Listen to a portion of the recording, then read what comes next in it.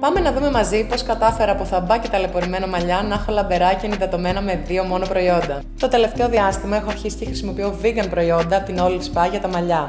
Λούζομαι κανονικά και στο τέλος εφαρμόζω μια μικρή ποσότητα από τη μάσκα η οποία περιέχει ηφαιστειακό νερό που δίνει αίσθηση δροσιάς και ανανέωσης. Ιδανική για ξηρά και άτονα μαλλιά σαν τα δικά μου. Την αφήνω για 3 με 5 λεπτά και μετά ξεβγάζω. Επειδή χρησιμοποιώ σε καθημερινή βάση πιστολάκι ισιωτική, προσπαθώ να ενυδατώνω όσο πιο πολύ μπορώ το μαλλί μου. Έτσι ολοκληρώνω τη ρουτίνα μου με τον ροζ Santo Volcano Spa. Δεν χρειάζεται ξέβγαλμα, απλά μια μικρή ποσότητα μετά το λούσιμο ή πριν το styling. Δεν αφήνει λιπαρότητα, μόνο ένα διακριτικό γλυκό άρωμα. Αν έχεις και εσύ καταστραμμένες άκρες, είναι ιδανικό. Και εδώ είναι το τελικό αποτέλεσμα και ένα extra tip. Είναι τέλειο και για το σώμα.